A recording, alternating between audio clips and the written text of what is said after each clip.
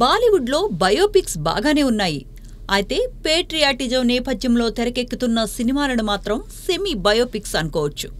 అలానే real incidents తీస్తున్నామని చెబుతున్న వాటిలోనూ సినిమాటిక్ లిబర్టీ బానే కనిపిస్తోంది.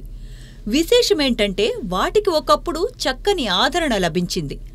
అలాంటి వాటిలో అలియా భట్ రాజీ, విక్కీ కౌశల్ ఉరీ చిత్రాలు ఉన్నాయి. అయితే ఆ తరువాత వచ్చిన సినిమాలలో అడివిశేష్ మేజర్ మూవీ తప్ప మిగిలినవన్నీ బాక్సాఫీస్ బరిలో బోల్తా కొట్టాయి.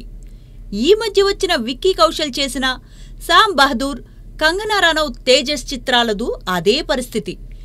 ఇక ఈ నెల 25న వచ్చిన Hrithik Roshan fighter movie making పరంగా బాగున్నా కథా కథనాలు ఆకట్టుకునేలా లేవని విమర్శకులు చెబుతున్నారు.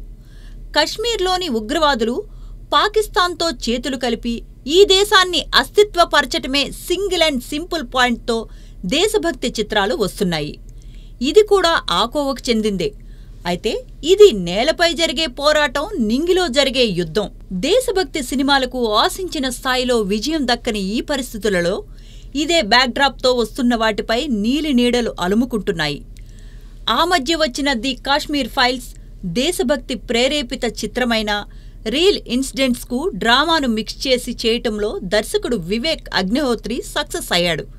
కానీ ఫైటర్లో భారీ తారాగణం ఉన్న హై బడ్జెట్తో తీసిన ఆ స్థాయి విజయాన్ని ఇది అందుకునే ఛాయలు కనపడటం లేదు. వాస్తవ సంఘటనలను ఓ డాక్యుమెంటరీ తరహాలో తెరకెక్కించటమే దీనికి కారణం. ఇప్పుడు హిందీలో దాదాపు 10-12 పేట్రియాటిక్ మూవీస్ పైప్ లైన్లో ఉన్నాయి.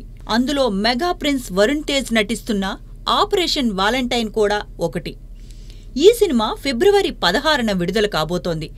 ప్రేక్షకులను ఈ సినిమా మెప్పించి తిరిగి పేట్రియాటిక్ మూవీస్పై జనాలు దృష్టి పెట్టేలా చేస్తుందేమో చూడాలి.